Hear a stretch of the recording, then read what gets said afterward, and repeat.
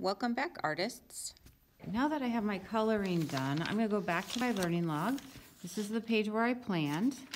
I'm going to leave 2 empty pages because I'm going to put my color wheel on one and my color schemes on the other.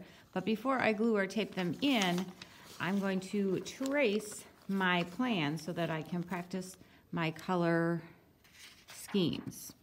I'm going to put my design down, and I'm going to put a piece of paper over it. If you're using your learning log, you can do it right in here just like I am doing.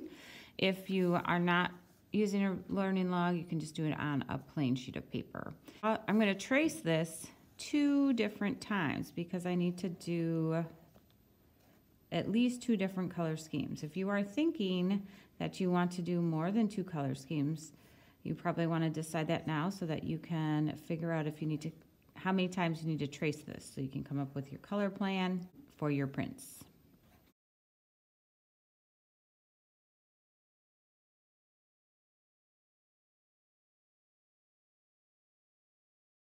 It is time to decide what 2 color schemes you want to do. You can use the colors that you used on this sheet if you wanted to, but you don't have to. So I've been thinking for a little bit, and I think I want to do this one here. I'm going to do the analogous colors, and I like the colors that I picked out. I think that will work good for my dinosaur. And the other one I'm thinking of are the primary colors.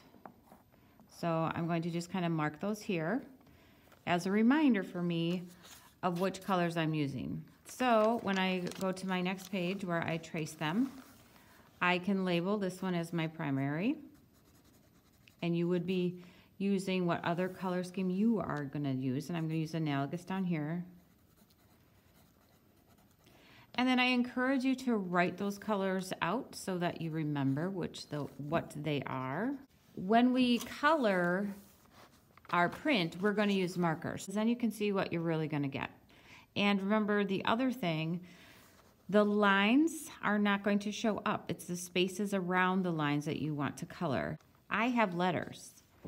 It doesn't make any sense for me to color my letters because those are going to be white. Those are the lines that we push in, and the negative space is what we're going to print. So you want to be thinking about the negative spaces, not the lines, but the spaces when you are coloring.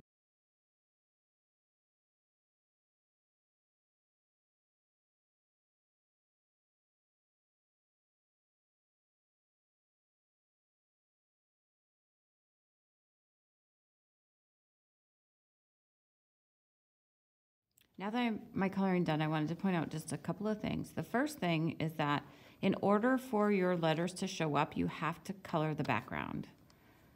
So I couldn't leave my sky up here white and then color the ground blue because then my letters wouldn't stand out. I didn't color over them up here because the blue covered up the pencil, but I did color it over here because you can still see it through.